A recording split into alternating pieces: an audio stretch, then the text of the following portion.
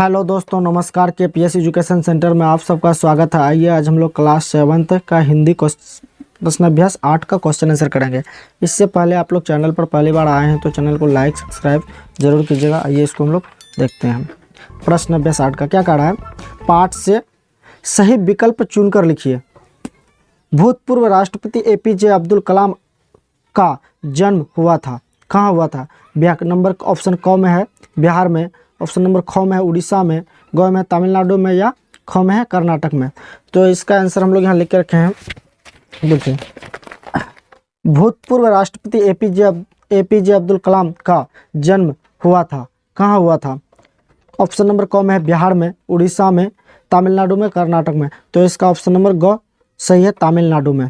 ठीक है। तो दूसरा कह रहा है ब नंबर, रामानंद के पिता थे। रामानंद के पिता थे, क्या थे? सरकारी सेवक, या मंदिर के पुजारी, या किसान, या व्यवसायी। तो इसका क्या है? मंदिर के पुजारी थे। अब ऑप्शन क्वेश्चन नंबर 100 में, अब्दुल कलाम के बचपन में कितने पक्के मित्र थे? कितने पक्के मित्र थे? तो क में है 2, ख में है 3, 4, 5। तो इसका 3 पक्के मित्र थे। ऑप्शन नंबर घ में 3 पक्के मित्र थे। अब आते हैं वहीं पर 2 नंबर में, क्या कह रहा है कि APJ अब्दुल कलाम को शिक्षा ग्रहण करने में किन किन कठिनाइयों का सामना करना पड़ा? ठीक है। तो ये इसका हम लोग आंसर यहाँ लिख के रखे हैं। APJ अब्दुल कलाम साहब को जिन जिन कठिनाइयों का सामना करना पड़ा उसमें प्रमुख थे सामाजिक असमानता एवं सांप्रदायिकता, आर्थिक कठिनाइयों। ठीक है, ये सब उसको जो है कठिनाइयों का सामना करना पड़ा था। अब आइए देखते हैं आगे। क्वेश्चन नंबर 3 में है, रामानंद के पिता ने दोनों दोस्तों के प्रति भेदभाव का व्यवहार करने वाले शिक्षक से क्या कहा और ऐसा उन्होंने क्यों कहा? तो इसको हम लोग देख लेते हैं।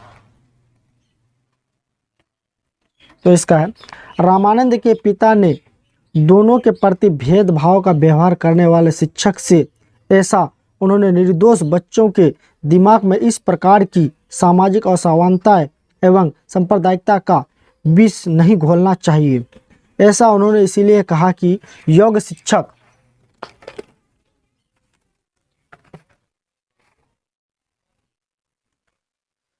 शिक्षक बच्चों में भेदभाव उत्पन्न नहीं करते।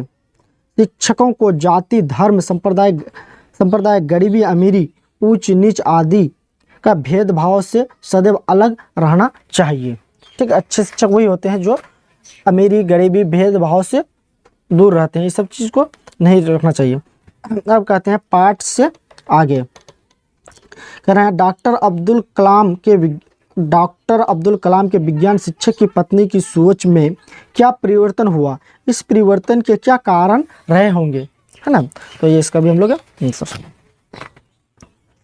तो देखिए, उत्तर में है डॉक्टर अब्दुल कलाम के विज्ञान शिक्षक की पत्नी की सोच में यह परिवर्तन हुआ कि वह पहले उन्हें अपनी रसोई के अंदर खाना खिलाने से साफ इनकार कर दिया था, पर बाद में उन्हें उनकी पत्नी ने अब्दुल कलाम को रसोई घर ले गई और स्वयं अपने हाथों से खाना परोसा।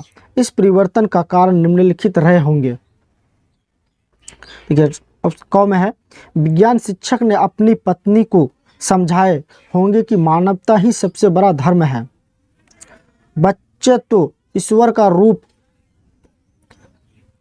होते हैं। देखो हमें अतिथि का हमेशा स्वागत करना चाहिए। किसी भी व्यक्ति से धर्म के आधार पर भेदभाव नहीं करना चाहिए। ठीक है। अब आइए देखते हैं इसका दूसरा में क्या कह रहा है। नए शिक्षक के द्वारा डॉक्टर अब्दुल कलाम को उनके मित्र रामानंद से अलग हटकर बैठने को कहा गया। शिक्षक के इस व्यवहार पर अपनी राय तर्क सहित दीजिए। तो इसका हम लोग यहाँ भी लिख के रखे हैं। नए शिक्षक के द्वारा डॉक्टर अब्दुल कलाम को उनके मित्र रामानंद से अलग हटकर बैठने को कहा। शिक्षक का यह व्यवहार उचित नहीं था। शिक्षक के लिए उसके सभी विद्यार्थी एक समान होते हैं। एक आदर्श शिक्षक को जाति, धर्म, संप्रदाय, ऊंच नीच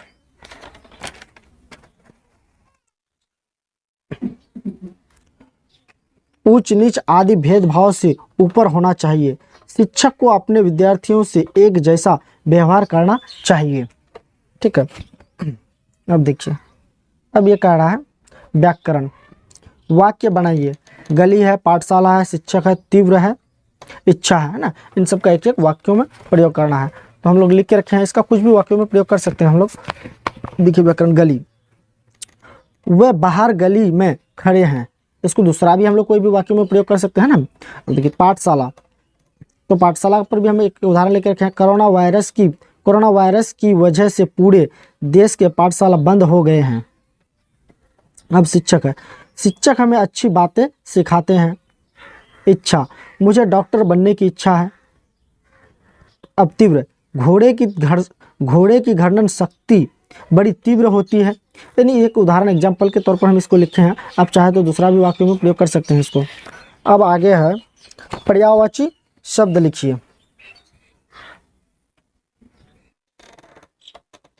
है ना। पर्यायवाची शब्द लिखिए, क्या है, धनी है, घर है, व्यक्ति है, दिन है, पत्नी है।